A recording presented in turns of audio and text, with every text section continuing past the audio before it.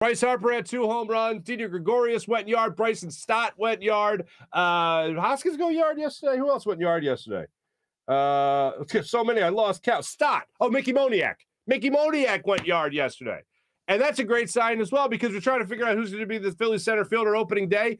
Matt Vierling's been hitting the ball really well. He's got 6 RBIs. He actually leads the team. What? 6 RBIs for Matt Vierling. He's hitting .294 on the spring. He's also hitting or getting on base. His on base percentage is .368. So Matt Vierling's having himself a nice little spring. Mickey Moniak, the average isn't there so much, but the power numbers are there, which I never thought I'd say about Mickey Moniak. He's got 3 this spring so far. Please, somebody. While Odubel Herrera is out, please, I beg of you, do what you were unable to do last year. Take the job from him. The Phillies, and I've said it earlier, you got to save the Phillies from themselves. The Phillies apparently don't want to rid themselves of Odubel Herrera. It's up to Matt Vierling, Mickey Moniak. Scott Kingery has been optioned already. He's already in minor league ball. It's up to these 2 guys to take over the center field spot for Philadelphia Phillies going forward. Please and thank you. Vierling, Moniak, do not let this go. Take over the center field spot. Right now, spring is nice. Have a nice little spring. Well, we talked about it a lot last year. It's like, what counts less? Like, what really means less? What are more hollow numbers? Are they preseason football or are they spring training? What are the more hollow numbers? It's tough to say. I would kind of go with the football, but baseball for me, it's close. I'd still say football. Just because you see a guy throw for 3 touchdowns, then he's cut. You never see him again. Baseball, it just seems like, oh, we'll put him in minor leagues and he'll be up later in the year. That's kind of how it looks like, or kind of what it looks like. But right now, just one of those 2 guys, please take the center field reins as quickly as possible. Thank you. Bryson Stott gets the start at third base yesterday. And doing so, hits a home run playing third base.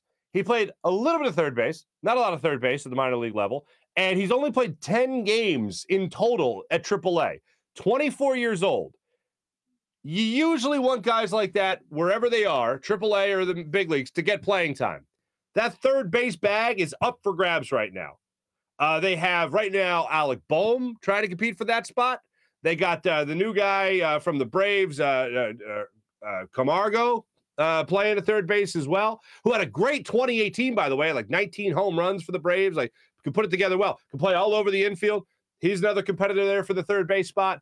But there's no doubt in my mind that if Didi Gregorius hits this year, plays a decent shortstop position, then he'll be your everyday guy. But if that third base spot is still very much open, could you imagine Bryson Stott taking that over?